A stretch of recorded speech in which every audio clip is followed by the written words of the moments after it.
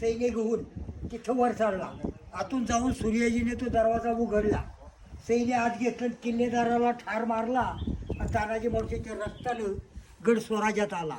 आणि तिथलं निशाण खाली केलं, स्वराज्याचं बघूळ शत्रूचं निशाण खाली केलं आणि बघूळ जाऊन फडकवला. आणि किल्ले राजगडाला आनंद झाला, राजगडाच्या प्रजेला आनंद झाला, प्रजा सुखी झाली.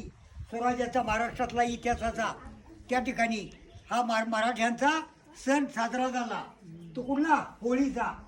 त्या ठिकाणी आणि मग मार्गदर्शन जिजामातेच्या मार्गदर्शनाखाली हा किल्ला तानाजी मावशींनी मुलाचं लग्न रायबाचं सोडून दिलं, मागे ठेवलं. पण स्वराज्याचं काम आधी केलं, देशाचं काम आधी केलं.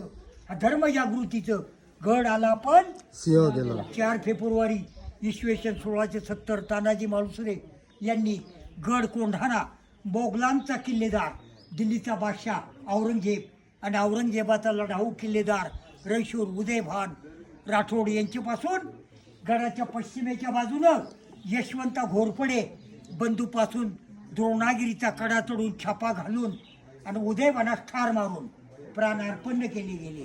त्यांच्या अद्भुत पराक्रमाची स्मारकशिला महाराष्ट्राच्या इतिहासात महाराजांनी नोंद केली. जिजाऊ साहेबांनी आशीर्वाद दिले.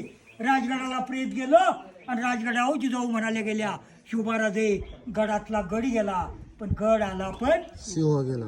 जय भवानी, जय भवानी. छत्रपती शिवाजी महाराज की